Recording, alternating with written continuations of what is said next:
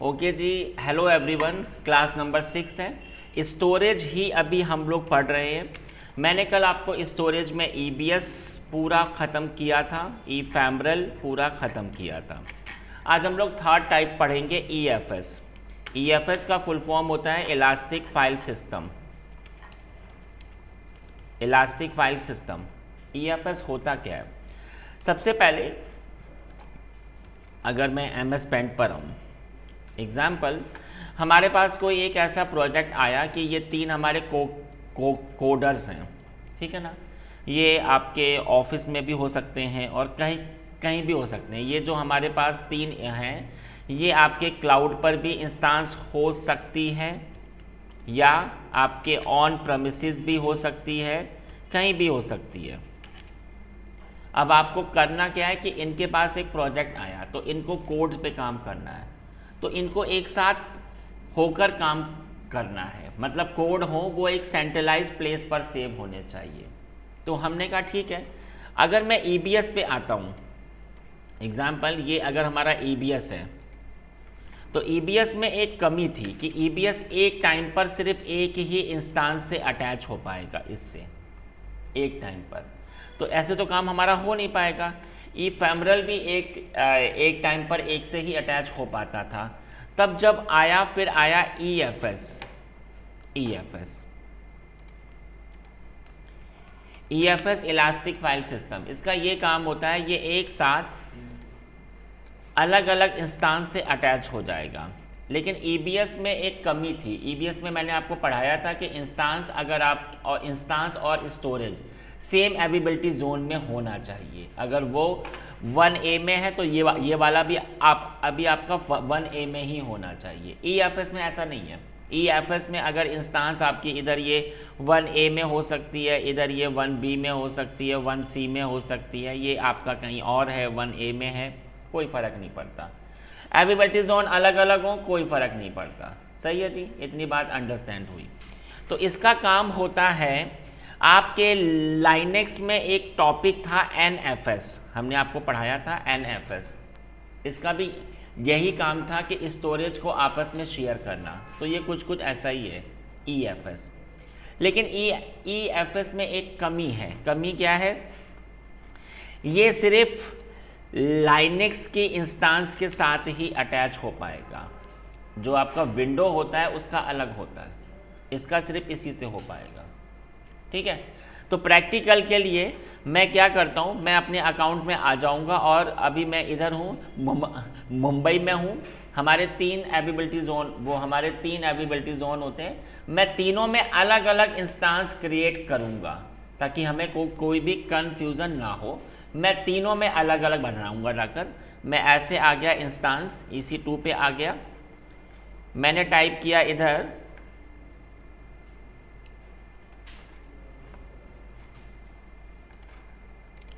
Launch instance, मैंने कहा server 1, इसको मैंने नाम दे दिया सर्वर 1। ऑपरेटिंग सिस्टम आप RHEL का ही कोई उठा सकते हो, मैंने इसको उठा लिया। अब इसके बाद में इंस्टांस, ठीक है, की पेयर हमारे पास कल मैंने एक की बनाई थी, माई न्यू की, ठीक है, मैंने इसी को उठा लिया। थिंग इज़ दैट कि इधर मैंने क्या कहा कि ये हमारा 1A में क्रिएट होना चाहिए, ठीक है, हो जाएगा। लेकिन एक शर्त है।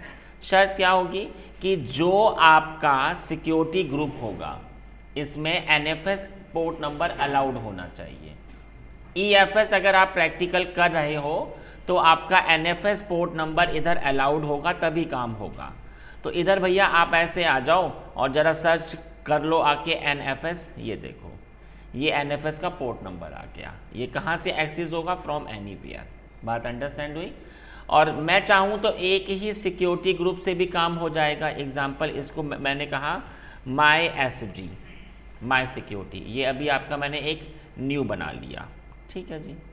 इतना मैंने काम किया। सिर्फ मैंने इधर अपनी अवेलेबिलिटी जोन को चूज़ किया और इधर मैंने जस्ट कि ये बस जो NFS है मैंने इसको अलाउड किया।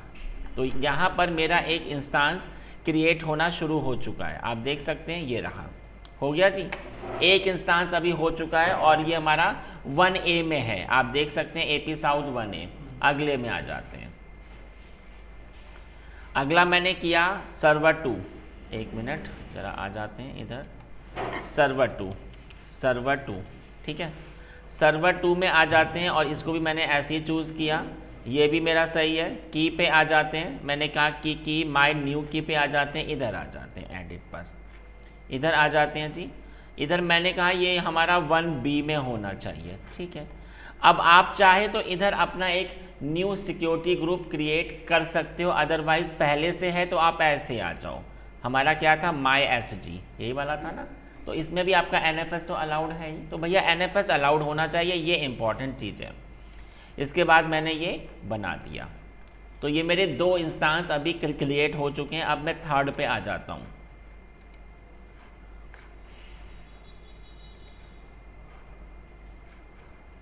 मैंने कहा ये मेरा सर्वर 3 होगा, सर्वर 3 पे आ जाते हैं जी, और ये रहा मेरा OS, ठीक है। और इधर मैं ऐसे आ गया, की पेयर क्या होगा, माय न्यू की। अब इधर भी मैंने एग्जिस्टिंग चूज़ कर लिया, मैंने कहा माय SG हमारा इधर है, उसी में मेरा काम होगा, तो ये लीजिए माय SG, मैंने इसको वैसे चूज़ कर लिया, सही है जी। लेकिन एक शर्त है कि मैंने ये 1C में बनाना होगा। आप एक बात समझिए कि ये जो AP साउथ 1 है ना, 1C, यहाँ पर इसमें एक कमी है। कमी क्या है, ये T2 के हार्डवेयर को सपोर्ट नहीं करता है। अगर आप ये कहो कि सभी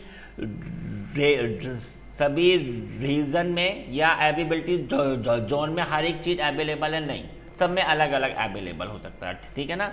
तो यहाँ पर अब आपको T3 के हार्डवेयर को चूज़ करना पड़ेगा, तो मैं ऐसे आ जाता हूँ।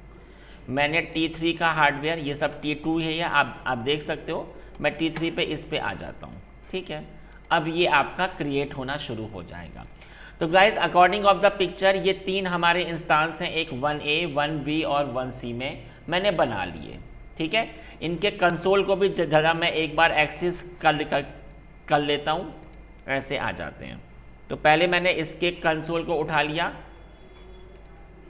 ये रहा मेरा 1A वाला, देखिए ओपन होना अभी शुरू हो जाएगा, तब तक मैं आ जाता हूँ 1B पर। ये रहा सर्वर 2, इसका कंसोल भी मैंने ऐसे उठा लिया, और ये रहा मेरा 1C। तो सर्वर 3 पे आ जाते हैं, कनेक्ट ऑप्शन पे आ जाते हैं, और इधर पे कनेक्ट। तो आप देख सकते हो ये रहा मेरा, ये मेरा 1C है, ये मेरा 1B है, और ये देखिए ये रहा मेरा फर्स्ट A का, ये आपका 1B है, और ये आपका 1C है। चलो मैं सबसे स्टार्ट हो जाता हूँ sudo su। अगर मैं अभी आपको दिखाऊं LSBLK से, तो आप देख सकते हो सिर्फ अभी एक ही हार्ड डिस्क आपकी अटैच है, XVDA, सबको शो हो रही है। अगर मैं इधर भी आऊँ sudo su, तो आप देख सकते हो LSBLK से आपको ये एक ही हार्ड डिस्क NVMe एक ही शो हो रही है। और इधर भी अगर मैं आ जाऊँ sudo su से, तो आप देख सकते हो LSBLK, आप देख सकते हो एक ही हार्ड डिस्क। अब मैं आपको पढ़ाऊंगा कि EFS कैसे तीनों के साथ अटैच होती है। हम ऐसे आ जाते हैं, you have to search EFS, अलग से एक सर्विस होती है। EFS में आ जाओ, आप ऐसे आ जाओ, क्रिएट फाइल सिस्टम पे आ जाओ। इसने मुझसे पूछा कि जो आपका स्टोरेज होगा उसका क्या नाम होगा, आपकी इच्छा। हमने कहा माई EFS। अब इसने मुझसे कहा कि जो आपका IP एड्रेस होगा वो इसके अंदर होगा, ठीक है। अभी मैं आपको ये आगे मैं अभी आपको पढ़ाऊँगा, ठीक है। और मैं कस्टमाइज ऑप्शन पे आ जाता हूँ। कस्टमाइज ऑप्शन में एक ऑप्शन आ रहा है स्टैंडर्ड, एक ऑप्शन आ रहा है वन जोन। अगर मैं स्टैंडर्ड पे आता हूँ तो मैं इसके हिसाब से किसी भी जोन की इंस्टांस के साथ कनेक्ट हो सकता हूँ।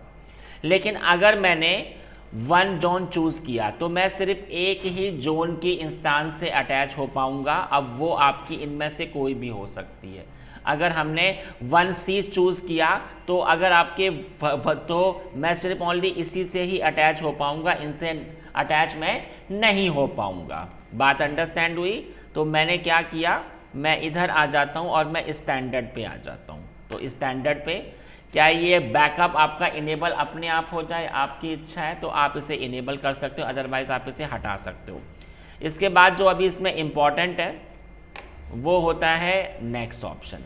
इसमें ये क्या है, इसने कहा कि ठीक है हम आपको तीनों एबिलिटी जोन के साथ जोड़ देंगे, लेकिन जो आपका सिक्योरिटी ग्रुप होगा, आपको हमने साफ साफ कहा था कि इसके लिए NFS अलाउड होना इम्पॉर्टेंट है, तो आपने इनको हटा देना है और वो सिक्योरिटी ग्रुप चूज करना है जिसमें आपका NSG हो, वो NFS अलाउड है। ये था ना हमारा MyFS, ये MySG, ये वाला था हमारा MySG, आपने इसको भी हटाया और MySG आपने ऐसे चूज किया, आपने इधर से भी हटाया और MySG आपने चूज किया। आप देख सकते हो मैंने तीनों में अपने हिसाब से ये MySG, क्योंकि इनमें NFS अलाउड है, ये बात ध्यान रखना।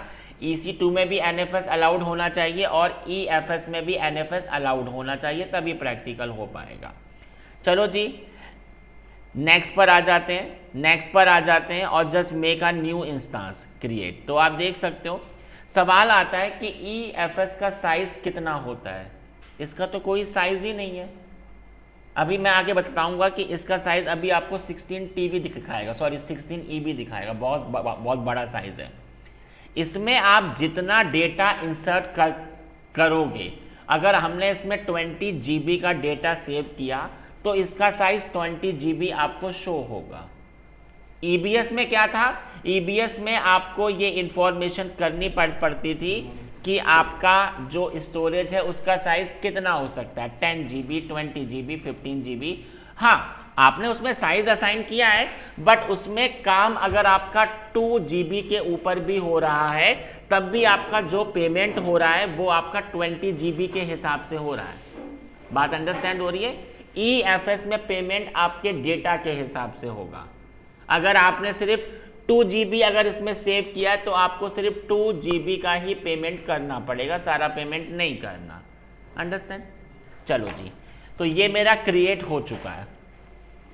अब इधर इसने मुझसे पूछा कि आपको अटैच होना है, हमने कहा हाँ जी। तो अब आप ऐसे आ जाओ अटैच ऑप्शन में। इधर अटैच होने के लिए 2 तरीके हैं, एक है आपका DNS और एक है IP।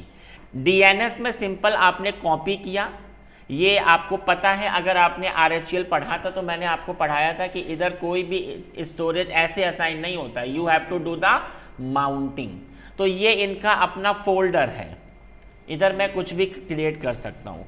तो इधर मैंने क्या किया, मैं अपनी पहली इंस्टेंस में आ जाता हूँ, ठीक है। और मैंने ऐसे किया, मैंने कहा कि ये मेरा फोल्डर होगा /AA, आप कुछ भी कर सकते हो।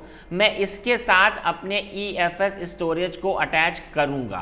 तो मैंने क्या किया, मैंने इधर से और इधर तक सिर्फ मैंने कॉपी किया है, सिर्फ इधर से इधर तक। इधर ये वाला जो इतना पार्ट है ना, ये वाला पार्ट, ये आपके पार्टीशन का नेम है कि भैया ये वाला पार्टीशन आपका अटैच हो जाए, इसमें मैं कुछ भी, ये देखो ये इसकी परमिशंस हैं, आप यहाँ पे देख सकते हो, हार्ड लिंक, ये आपका डेटा राइट हो सके। और ये किसके साथ अटैच होगा, EFS। हमारे केस में ये फोल्डर चेंज हो गया, तो मैंने ऐसे इसको पेस्ट किया और इसने मुझसे कहा कि बताइए आपका डेटा कहाँ, आपका फोल्डर क्या होगा। हमने कहा /A। लेकिन इधर अभी एक प्रॉब्लम आएगी, ये अभी फेल हो जाएगा। क्यों? क्योंकि इसने कहा है, फेल नहीं हुआ, वेरी गुड। DF -H पे आ जाते हैं। अच्छा, शायद ये क्लाउड में कुछ अपडेशन हो गया, क्योंकि पहले ऐसा था कि पहले आपको एक पैकेज इंस्टॉलेशन करना पड़ता था, ये तब होता है। देखो जी, AWS क्लाउड में हमेशा चेंजेस होते हैं, कोई भी क्लाउड हो इनमें चेंजेस होते रहते हैं, ठीक है ना। तो आप देख सकते हो ये अभी अटैच हो चुका है। मैं अगर ऐसे फोल्डर के अंदर आऊँ CDAA, और ये मेरी फाइल है mkdir test1, तो आप देख सकते हो इस डेटा को हमने पहली इंस्टेंस में क्रिएट किया है। अकॉर्डिंग ऑफ द पिक्चर, इस कोडर ने इधर कुछ कोड सेव किया है, और हमने आपको पढ़ाया था कि अगर ये इनसे अटैच होगा तो ये इनको भी असाइन होगा। तो आप एक बात समझो, DNS से आसानी से अभी अटैच हो गया। अब मैं आपको पढ़ाऊंगा IP के हिसाब से। IP में अभी अगर आप फर्स्ट A में हो तो IP ये रहा, लेकिन IP अभी आपका चेंज हो जाएगा। अगर आपकी इंस्टेंस 1B में है तो आप देख सकते हो IP चेंज हो गया। 1C में है तो आईपी चेंज हो रहा है। डीएनएस सेम था, आईपी हर बार चेंज होगा, मतलब काम वही है। अगर आपको 1B से अटैच होना है तो आपने क्या किया, इतने हिस्से को मैंने ऐसे कॉपी किया, है ना, वही काम है। और अब की बार मैंने कहा जाकर कि इधर मेरा जो फोल्डर होगा, आपकी इच्छा, हमने कहा BB होगा। ठीक है जी, मैंने कमांड को एग्जीक्यूट किया और मैंने कमांड चला दी जाकर BB। अंडरस्टैंड हो रही है बात मेरी आपको ना? तो देखिएगा ये भी आपका माउंट हो गया बना दिया आपने। DF स्पेस -S से आपको ये साफ साफ शो हो रहा है, ये देखो इधर इसका साइज क्या शो हो रहा है, देखो 8। सर ये, हाँ जी सर इसमें फॉर्मेट भी इसी कमांड से हो जाता है क्या? इसमें ये फॉर्मेट पहले से ही है। EFS को फॉर्मेट करने की आपको कोई भी आवश्यकता नहीं होती है। ये आपका सेम एज अ गूगल जो नहीं, अभी आपका गूगल ड्राइव होता है ना, सिंपली आपने उठाया और आपने उसे अटैच कर दिया। चलो जी, अब आप सवाल देखो जरा कि जब मैं इसके अंदर आया तो इसके अंदर ये test1 पहले से है। कहाँ से आया? क्योंकि पहली इंस्टांस में काम हुआ था। हमने क्या कहा था, एक ही इंस्टांस पे काम होगा बट वो सब पे शो होगा। हो रही है बात समझ में? तो इधर मैंने क्या किया, मैंने इधर एक फोल्डर और बनाया test2, आप देख सकते हो। अब इधर एक test1 हो गया, एक test2। अब मैं इसमें, अगर आपको IP से करना है तो आप इधर आ जाओ और आपका ये अभी आपका DNS से भी हो जाएगा। चलो मैं अभी IP से ही आ जा रहा हूँ। देखो जी, IP अभी आपका चेंज हो गया। मैंने इतने हिस्से को कॉपी किया, कितने हिस्से को, इतने।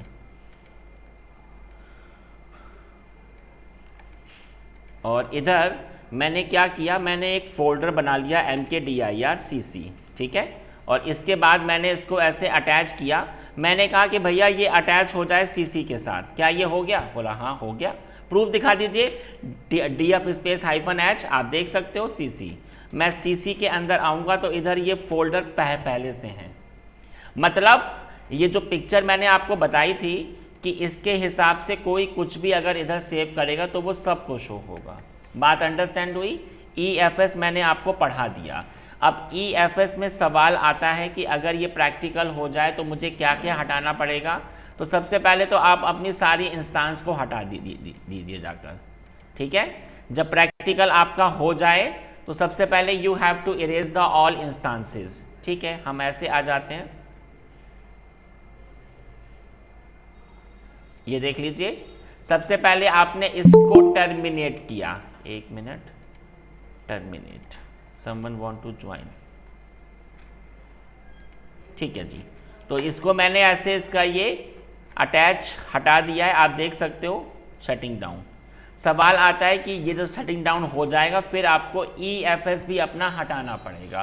तो ये अभी हो रहा है, तब तक मैं इस पर आ जाता हूँ। अब जब कल को इंटरव्यू होगा तो इंटरव्यू में sवाल आता है ये वाला कि बताइए मुझे डिफरेंस क्या होता है, डिफरेंस बिटवीन EBS,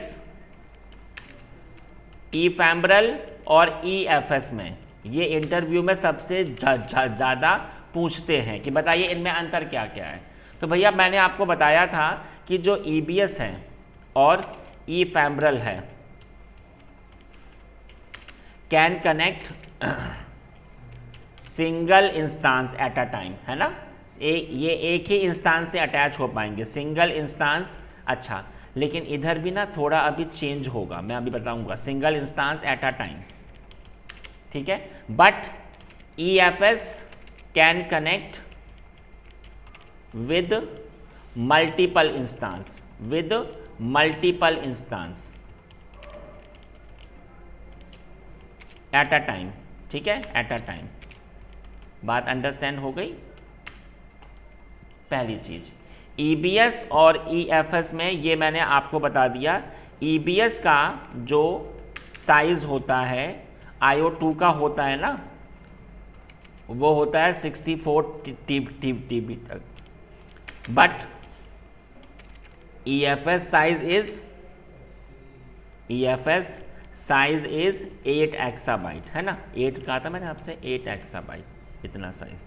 अब यहाँ पर मैंने आपको बताया था कि ईफेम्ब्रल तो आपका फ्री होता है, उसका नहीं होता कोई चार्जेस। बट EBS मैं ऐसे लिख देता हूँ, इन EBS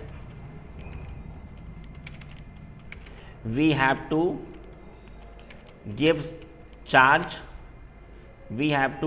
charge according to size according to size के हिसाब से, but in EFS give charge according to data. ठीक है जी। EBS और ephemeral में एक कमी थी, EBS and ephemeral should be in same ability zone, है ना, but in EFS can connect in any ability zone. ठीक है, ये बात अंडरस्टैंड हुई। तो ये अंतर आपको पता होना चाहिए, लेकिन मैं इधर थोड़ा सा अभी चेंजेस करूँगा। क्या करूँगा, अब मैं आपको एक न्यू प्रैक्टिकल पढ़ाने जा रहा हूँ। इस प्रैक्टिकल का नाम है मल्टी अटैच EBS। अब ये क्या चीज़ है सर, इसमें मैं आपको पढ़ाऊँगा कि EBS स्टोर भी सेम एज अ EFS कई सारे इंस्टांस के साथ अटैच हो सकता है एक टाइम पर। कैसे, तो आप पहले एक बात समझिए, मल्टी अटैच, इसके लिए ये देखो, सबसे पहले तो ये प्रैक्टिकल आपका क्या होगा कि जो इंस्टांस होती हैं वही सिनेरियो है, instance and EBS should be in same ability zone. अभी भी वही शर्त है, should be in same ability zone. EFS में अलग अलग एबिलिटी जोन हो सके, इधर अभी एक ही एबिलिटी जोन, पहली शर्त। सेकंड शर्त, ये सिर्फ IO2 में ही हो सकता है और किसी में नहीं, मैं दिखाऊंगा अभी आपको। और इसके लिए जो हार्डवेयर, मतलब इंस्टांस टाइप जो होना चाहिए इंस्टांस का, ये छोटे मोटे हार्डवेयर पे काम नहीं होगा। इधर इसके लिए जो हार्डवेयर होता है वो होता है C5 डॉट लार्ज। ये आपका कम से कम की हो रही है बात, फिर अधिक से अधिक हो। सवाल आता है कि आप एक EBS को कितनी इंस्टांस के साथ जोड़ सकते हो। EFS में तो आप कितनों को भी अटैच कर सकते हो, लेकिन EBS में क्या है, नहीं, हम सिर्फ 16, ये भी इंटरव्यू में पूछते हैं, मैक्सिमम 16 इंस्टांस कनेक्ट। ठीक है, आप एक टाइम पर सिर्फ 16 इंस्टांस को ही जोड़ सकते हो, उससे ज़्यादा नहीं जोड़ सकते हो। सही है जी। चलो, इस प्रैक्टिकल के लिए मैंने क्या किया, सबसे पहले तो ये अभी आपका हो चुका है, तो मैं EFS को ऐसे हटा देता हूँ। जब ये मैंने हटा दिया तो अब मैं EFS में आ रहा हूँ। ये देखिए, इसको आपने ऐसे चूज़ किया और डिलीट, इस ID को आपको ऐसे कॉपी करना होगा और आपने ऐसे कंट्रोल V कर दिया। ये देखिए, ये अभी आपका कुछ टाइम में हट जाएगा। ठीक है, चलिए, अब तब तक मैं इनको हटा देता हूँ। मैं इधर आ जाता हूँ अपने इंस्टांस पे।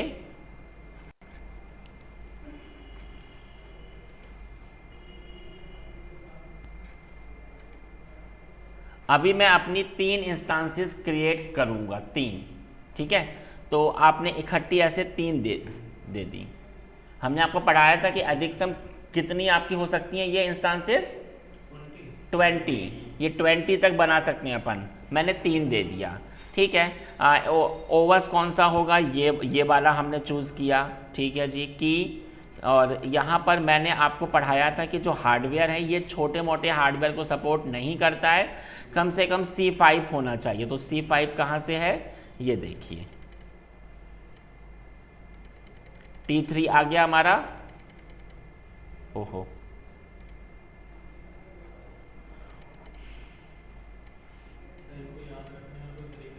कोई तरीका नहीं, C5 लार्ज। ठीक है, यहाँ पर आ गए और यहाँ पर ये हालांकि अभी सेम ही एबिलिटी जोन में आप ही आ जाएंगे अभी अपने आप से। और ये सिक्योरिटी ग्रुप में कुछ नहीं करना, सिंपल ये अभी आपका क्रिएट होना शुरू हो जाएगा। तो हमारी 3 इंस्टांसेस क्रिएट हो रही हैं। ठीक है, 3 पे आ जाइए। तो मैंने कहा कि इसको मैंने क्या नाम दे दिया, मैंने कहा VM1 नाम दे देता हूँ मैं जाकर इसको, ताकि मुझे आइडेंटिफिकेशन आराम से हो जाए। ये टू नंबर दे दिया मैंने जाकर, ये थर्ड नंबर दे दिया, VM3, VM1, VM2, VM3, ठीक है। ये ज़रा एक बार अभी आपका इनिशियलाइज हो जाए। तो अब मैं आ रहा हूँ इसमें, तो ये 3 तो अभी आपके आ गए होंगे, ये देखिए 8 GB के, सही है। सवाल आता है कि मुझे अब इनको आपस में अटैच करना है, तो आप ऐसे आ जाओ। तो पहले तो आपको ये चीज़ पता होनी चाहिए कि ये सारे के सारे आपके कहाँ पर हैं, 1B में हैं। तो EBS भी आपका 1B में ही होना चाहिए, ये शर्त है। अब ये देखो, ये हमारा है GP2, हमने आपको पढ़ाया था, इसमें कहीं पर भी मल्टी अटैच का ऑप्शन आ रहा है? नहीं आ रहा है, इसमें नहीं हो सकता। अगर मैं GP3 में आऊँ, इसमें आ रहा है ऑप्शन? नहीं, इसमें भी नहीं आ रहा है। अगर मैं थर्ड में आ जाऊँ तो IO1 में, इसमें आ रहा है? नहीं आ रहा है। IO2 में आ जाऊँ तो इसमें आ रहा है क्या? हाँ जी, इसमें आ रहा है। अंडरस्टैंड ना? मैंने कहा जाकर कि इसका साइज होगा 20 GB, आपकी इच्छा, आप खुद कुछ भी दे सकते हो। और इसको हमने क्या कहा कि ये हमारा 1B में होना चाहिए, ये इंपॉर्टेंट चीज़ है।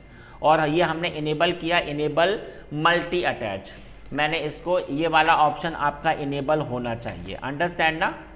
चलो जी, ये मेरा अभी हो चुका है। अब मैं अपनी इंस्टांस में आकर तीनों के इंस्टांस को मैंने कंसोल को उठा लेता हूँ। कनेक्ट ऑप्शन पे गया, कनेक्ट पर आ गया, तो ये पहला अभी ओपन होना शुरू हो जाएगा। तब तक मैं सेकंड पर आ जाता हूँ, VM2 कनेक्ट, VM3 पे आ जाते हैं, कनेक्ट ऑप्शन पे आ जाइए और कनेक्ट पर, ठीक है। तो ये हमारी थर्ड है, ये सेकंड है और ये फर्स्ट, लेकिन शर्त वही है कि ये सेम एबिलिटी जोन में होना चाहिए।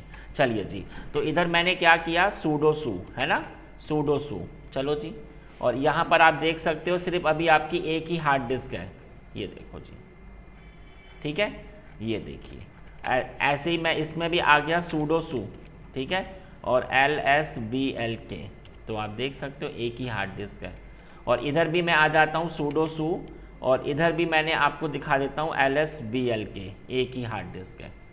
सवाल आता है कि अब ये कैसे अटैच होगा, तो आपको आ जाना है इंस्टांसेस में और इधर आ जाना है आपको वॉल्यूम्स में, ये देखिए। तो ये वाला था हमारा, कैसे अटैच होता था, एक्शन में आकर अटैच वॉल्यूम। अभी आप कहाँ पर हो, 1B में, आपको वो तीनों इंस्टांसेस शो हो रही हैं, VM1, VM2। मैंने कहा ठीक है, ये हमारा पहले अटैच हो जाए फर्स्ट के साथ, तो ये अभी अटैच हो जाएगा, ये देखिए, ठीक है। इसके बाद में मैंने क्या कहा, तो अगर मैं आपको दिखाऊं जाके, तो LSBLK आप देख सकते हो, आपको एक हार्ड डिस्क एक्स्ट्रा शो हो गई। अब इसको पहले आपको फॉर्मेट करना पड़ेगा। EFS में पहले से फॉर्मेटेड था, EBS में आपको फॉर्मेट करना पड़ता है।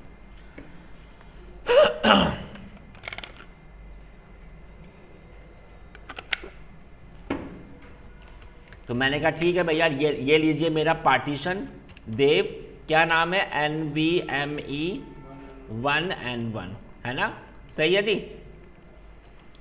इधर मैंने क्या किया, मैंने एक पार्टीशन क्रिएट कर लिया और पार्ट प्रो है ना, ठीक है। और इसके बाद में ये मुझे फॉर्मेट भी करना पड़ेगा, तो MKFS। अच्छा, उससे पहले मुझे बताइए कि जो आपका फाइल सिस्टम है वो आपको कैसे शो होता है, क्या कमांड थी, फाइल सिस्टम? हाँ जी, online students, BLKID। Very good, BLKID command थी हमारी। आप देख सकते हो कि ये पार्टीशन अभी आपका फॉर्मेट हुआ ही नहीं है, तो मुझे ये फॉर्मेट करना पड़ेगा। MKFS, आपकी इच्छा, एक्सटेंडेड 2, 3, 4 XFS, किसी से भी आपका हो जाएगा। मैंने कहा एक्सटेंडेड 4 में आ जाते हैं, ठीक है। पार्टीशन का नाम क्या है, मैंने कहा NVMe1N1P1, ऐसा कुछ नाम, P1 है ना, हो गया। तो फॉर्मेट हो चुका है क्या, प्रूफ दिखाइए मुझे। तो मैंने कहा BLKID, ये देखिए ज़रा, एक्सटेंडेड 4, सही है ना। आप इधर से कोई भी एक्सटेंडेड 2, 3, 4 XFS कुछ भी कर सकते हो, ऐसा कुछ फिक्स नहीं होता। तो आप देखो मैंने इधर पार्टीशन को फॉर्मेट भी कर दिया है और ये मेरा हो गया माउंट। तो मैंने कहा देव NVMe क्या नाम है भाई 0N1P1, ठीक है, हो गया। ये मेरे MNT के साथ अटैच हो जाए। तो आप देख सकते हो मैं MNT के अंदर आ गया और इधर मैंने ये फाइल बना दी AA, हो गया ना। तो यहाँ पर मेरा LS MNT में ही तो है AA, ये देख सकते हो आ गई ना फाइल। अब मैं इधर आ जाता हूँ। तो इधर मैंने क्या किया, इधर मैं अब अगले में आ रहा हूँ। तो अगले को मैंने ऐसे चूज़ किया और अटैच पे गया, किसके साथ, VM2। अब आप एक बात समझिए, पार्टीशन फॉर्मेट हो चुका है, उसके अंदर आपका डेटा भी है। फॉर्मेट सिर्फ एक ही टाइम पर होना है, फिर अगेन नहीं होना है। तो ये मेरा 2 रहा। मैंने कहा LSBLK, तो आप देख सकते हो, आपको ये देखो पार्टीशन आपको अपने आप से, क्योंकि मैंने उधर पहले ही इसे फॉर्मेट कर दिया है, आपको सिर्फ बस इसे माउंट करना है। तो हमने कहा भैया माउंट होगा NVMe 1N1P1, सही है, अटैच हो जाए ये TMP के साथ। तो अगर मैं आपको प्रूफ दिखाऊं, वही सेम EFS की तरह है, इसमें भी आपका डेटा आया ही नहीं, कुछ टाइम में आ जाता है। एग्जाम्पल इधर हमने टाइप किया टच BB, अभी कुछ टाइम में आ जाएगा। तब तक मैं इस वाले पे आ जाता हूँ, फर्स्ट वाले पर। तो मैंने इसको ऐसे एक्शन किया, अटैच वॉल्यूम पे गया और कौन सी इंस्टांस के साथ, VM3 के साथ, देखो जी। तो इधर ये पहले से ही अभी आपका फॉर्मेट होगा। अगर मैं ऐसे आऊँ और क्या था LSBLK, तो आप देख सकते हो, हाँ जी। और इसको मैंने क्या कहा, माउंट सॉरी ME 1N1 और P1, है ना। ये देखिए क्या अजीब, अच्छा मैंने यहाँ पे देव नहीं लिखा ना, देव, अब आ जाएगा P1, ठीक है। अटैच हो जाए आपकी इच्छा, मैंने कहा ये अटैच हो जाए MNT के साथ। तो MNT में अगर मैं आया तो इसके अंदर अभी आपको ये BB कुछ टाइम में वो भी शो हो जाएगा, ठीक है। मैंने कहा MKDIR-CC, तो आप देख सकते हो इसका डेटा मुझे इधर भी शो होना चाहिए। CC आ रहा है कहीं पर, अभी नहीं आ रहा है, कुछ टाइम में ये अपडेट हो जाता है। तो बात अंडरस्टैंड। तो इधर मैंने थोड़ा सा चेंजेस किया, EBS एंड ephemeral, ठीक है, कैन कनेक्ट सिंगल स्टैंड। तो मैं इधर लिख देता हूँ IO2, है ना, IO2 मल्टी अटैच एक्सक्लूडेड है, एक्सक्लूडेड, ठीक है। बात अंडरस्टैंड हुई। तो ये मैंने आपको स्टोरेज के बारे में पढ़ा दिया। चलो जी, अब मैं आपको तब तक एक अगला प्रैक्टिकल और पढ़ा देता हूँ। इस प्रैक्टिकल का नाम होता है MFA। ये मैंने अभी आपको 3 स्टोरेज पढ़ा दिए, अभी इसमें चौथा अभी आपका पेंडिंग है S3, मैं आगे पढ़ाऊँगा अभी, ठीक है। ये 3 पार्ट मैंने ख़त्म कर दिए। अब मैं आपको एक सिक्योरिटी पॉइंट ऑफ व्यू बता देता हूँ। MFA का फुल फॉर्म होता है multi factor authentication. Multi factor authentication. सवाल आता है कि जो आपकी ईमेल आईडी होती है उसमें भी आपका फ़ोन आपकी आईडी के साथ अटैच है। जब भी कोई अननोन पर्सन आपकी ईमेल आईडी को ओपन करता है तो आपके फ़ोन में एक OTP आ जाता है। वो जब आपने OTP इंसर्ट किया तो वो जो नहीं आपका अकाउंट तभी ओपन होता है ना। इधर भी सेम सिनेरियो। मुझे आप एक बात बताओ, ये कंपनी का अकाउंट है, इस अकाउंट में है क्या? बस एक आपकी ईमेल आईडी है और बस वो एक आपका पासवर्ड है। कल को किसी के हाथ में आ गया तो चला जाएगा। तो इस केस में हमें हमारे अकाउंट को सिक्योर करना पड़ता है। तब एक ऑप्शन आता है MFA। इसमें हम अपने फ़ोन को इसके साथ अटैच कर देंगे।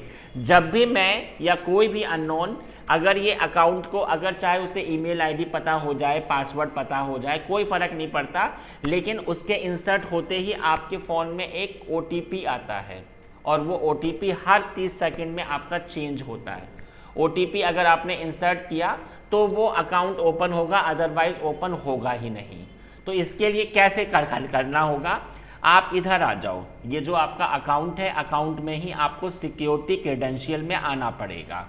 मैं ऐसे आ गया। मैं तब तक एक काम करता हूँ कि पहले ज़रा मेरी जो एक्स्ट्रा इंस्टांसेस है मैं इनको एक बार हटा देता हूँ, है ना, ताकि फिर ये अननेसेसरी बिल नहीं आएगा मेरा बार बार।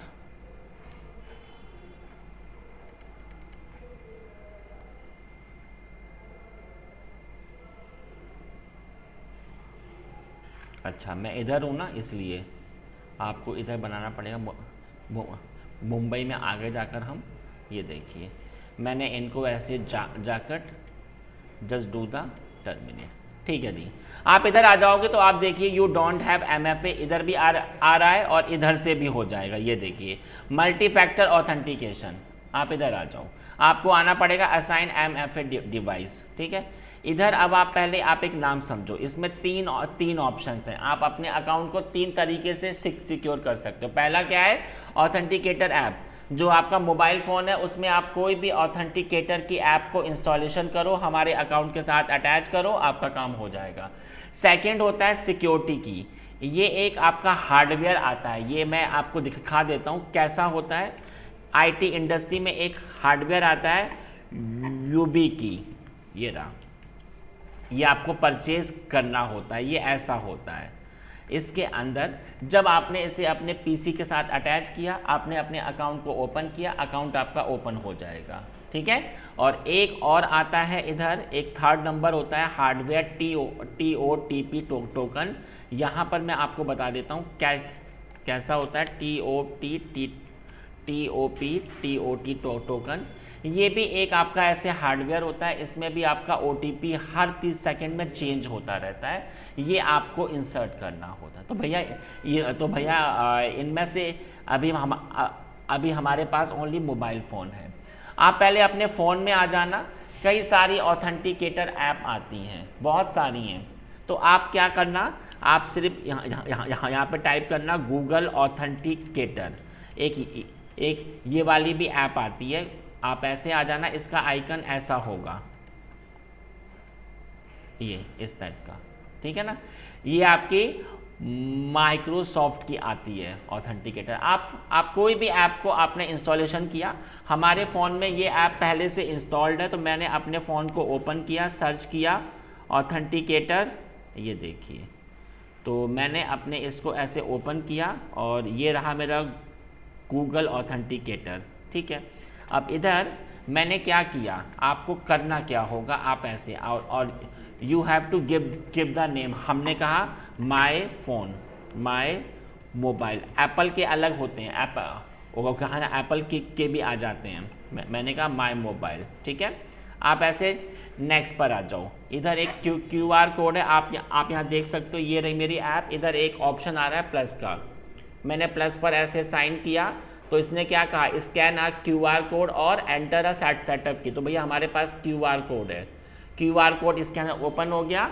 मैंने इधर इसको ऐसे ओपन किया, तो आप खुद देख सकते हो कि इधर मैंने स्कैन किया, तो इधर एक OTP मेरे फ़ोन में आ गया, इसी ऐप पे आएगा। तो मैंने कहा जी मेरा जो पहला है वो है 847, ये रहा।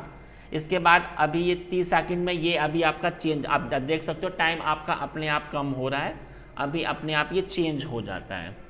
तो ऐप में हर 30 सेकंड में ये OTP चेंज हो जाएगा। अब क्या आ गया 015772, और मैंने कहा ऐड MFA।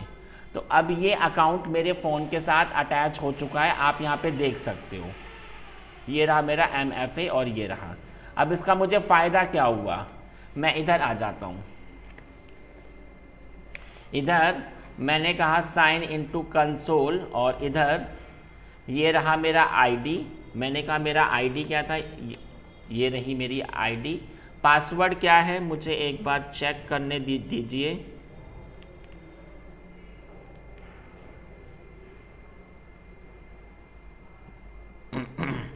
यस, मैंने कहा मेरा पासवर्ड है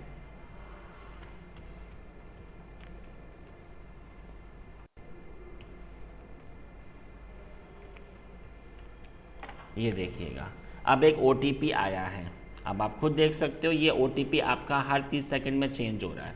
मैंने जब ये OTP ऐसे इंसर्ट किया 534 और सबमिट किया तभी अकाउंट ओपन होगा, अदरवाइज ये अकाउंट आपका ओपन ही नहीं होगा। बात अंडरस्टैंड हो रही है? सवाल आता है कि इंटरव्यू में एक चीज़ और ही पूछते हैं कि भैया कल को अगर ये वाला फ़ोन अगर आपका चोरी हो गया तब बताओ।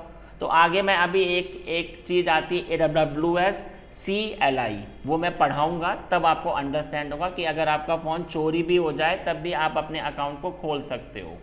ठीक है जी, तो इतना मैंने आपको बता दिया MFA। अगर आपको ये हटाना है या चेंज करना है तो आप फिर ऐसे आ जाओ, सिक्योरिटी क्रेडेंशियल में हम लोग आ जाएंगे। फिर दोबारा से आप ऐसे आ जाओ, ये देखिए ये रहा आपका एक्सिस की, आप ऐसे आ जाइए MFA। अगर आपको इसे फिर से अपने फ़ोन के साथ रीसिंक करना है तो आप इधर आ जाओ, अगर आपको हटाना है तो आप इधर आ जाओ, कोई और फ़ोन अगर अटैच करना है तो आप कर सकते, मतलब मैं एक ही टाइम पर अलग अलग फ़ोन भी अटैच कर सकता हूँ। ठीक है, ये हटा दिया मैंने, रिमूव।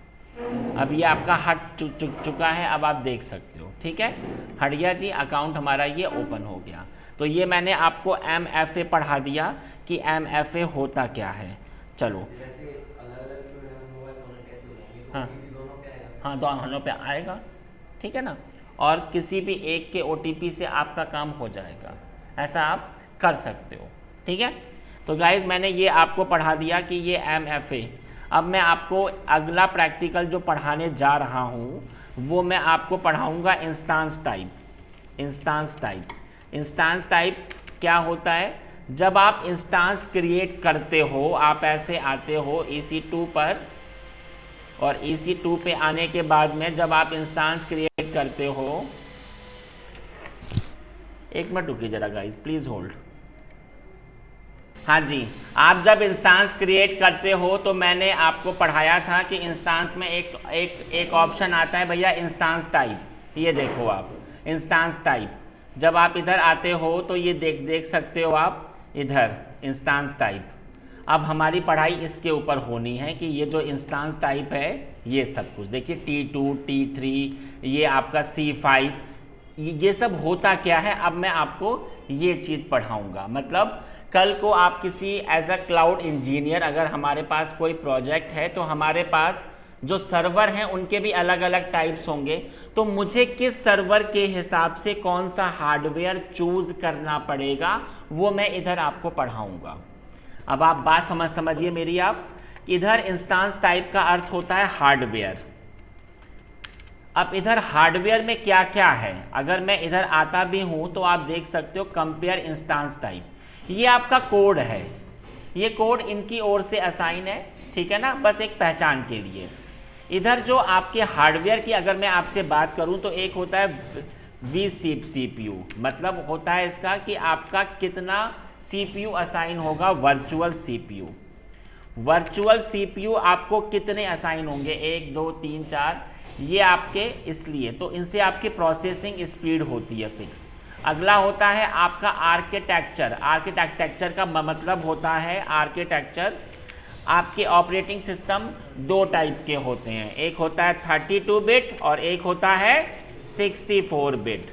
तो x86 जब आपका ये 32 बिट होता है भैया तो ये होता है x86 वाला, ठीक है, और ये वाला जो आपका होता है ये आपका होता है x64 आपका, ये ऐसे आ सकता है या फिर ये कभी कभी ऐसा भी आता है x86_64 ऐसे भी आ सकता है। चलो जी मैं आपको दिखा देता हूँ, ये देखो जी i386 भी आपका 32 बिट ही होता है। तो इसने क्या कहा कि मैं जो हार्डवेयर हूँ मैं 32 बिट के ओवस को भी सपोर्ट और 64 बिट को भी सपोर्ट करूँगा, लेकिन मैं जो हार्डवेयर हूँ मैं सिर्फ 64 बिट को ही आपके असाइन कर सकता हूँ, जो आपका 32 बिट का ओवस है उसको सपोर्ट नहीं करूँगा मैं। इतनी बात अंडरस्टैंड हुई। अगला होता है आपका मेमोरी, मतलब आपकी रैम, ठीक है, मेमोरी का मतलब होता है रैम, ठीक है भैया। अगला होता है आपका स्टोरेज मैंने आपको पहले भी पढ़ा चुका हूँ कि वो आपका EBS होगा कि ईफेमरल होगा, या फिर तो है ना, तो ये चीज़ें आपकी इधर से शो होती हैं। स्टोरेज का मतलब इधर बात आ जाती है आपकी, ये आपका स्टोरेज का साइज हो गया और ये उसका टाइप है। अगर ये सिर्फ हाइपन शो हो तो ये सिर्फ EBS काउंट होता है, लेकिन अगर ये ऐसे शो हो रहा है, ये HDD SSD, तो ये आपका हमेशा ईफेमरल होता है, ये बात ध्यान रखना, ठीक है। ये इसका साइज बता रहा है, इधर इसका साइज सिर्फ ईफेमरल में ही शो हो रहा है। EBS में आप अपने हिसाब से इसको कस्टमाइज कर सकते हो। इधर आ जाते हैं, इधर होता है ये वाला आपका NIC कार्ड। तो आप एक बात समझिए, NIC कार्ड का क्या काम होता है, आपके डेटा को ट्रांसफ़र करना। ये आप इसकी स्पीड आपकी अधिक होगी, उतना ही आपका डेटा अभी आपका ट्रांसफ़र होगा। इधर कुछ शब्द आते हैं, ये देखिए ज़रा। पहला शब्द क्या है, वेरी लो। पहला शब्द आता है वेरी लो, मतलब इसकी स्पीड 10 Mbps से कम है, लेस देन 10 Mbps, और ये आज के टाइम पे बहुत कम काउंट होती है। Mbps का फुल फॉर्म मेगाबिट पर सेकेंड, ठीक है। इसके बाद अगला आता है आपका, एक मिनट देख लेते हैं जरा, आया जी लो टू मॉडरेट। अगला होता है लो टू मॉडरेट। इसमें क्या होगा कि स्पीड जो होगी वो 100 Mbps तक होगी, तक, हमने इधर एक शब्द यूज किया है तक, ठीक है, यानी कि अप टू 100 Mbps। 100 Mbps नहीं होगी, उससे कम भी हो सकती है, लेकिन तक हो सकती है, ये बात ध्यान रखना। अगला शब्द होता है मॉडरेट। मॉडरेट का मतलब होता है 100 Mbps स्पीड आपको कम से कम असाइन होगी, ठीक है। इसके बाद अगर मैं आपसे बात करूं, ये देखिए अप टू 5 Gbps, यानी कि अगर ये आपको ऐसे शो हो रहा है अप टू 5 गीगाबिट, मतलब इसकी स्पीड 5 Gbps है। ऐसे ही आपकी 10 Gbps। समझ में आई बात मेरी आपको? तो ये हमारा हार्डवेयर की बात हो गई। चलिए अब सवाल आता है, ये देख सकते हो, ये देखिए आपका 12 GB इसकी स्पीड होगी, इसकी स्पीड 25 GB और ज़्यादा अच्छी हो गई, ठीक है ना। बात अंडरस्टैंड हुआ इतना। अब सवाल ये आता है कि इंस्टांस टाइप कितने टाइप्स के होते हैं, ये तो मैंने बस अभी आपको उसका ये बता दिया। अब पहले आप एक बात समझिए, instance type according to configuration, according to configuration. अब ये क्या चीज़ होती है कॉन्फ़िगरेशन, मतलब उनका हार्डवेयर, उनका काम क्या है। कल जब मैं इसी में आपको आगे पढ़ाऊंगा तब हमारा आएगा प्राइस के हिसाब से। अभी मैं आपको पढ़ा रहा हूँ कि आपके जो आपका सर्वर होगा उसका काम क्या है, तो उसके आधार पर ये 5 टाइप के होते हैं।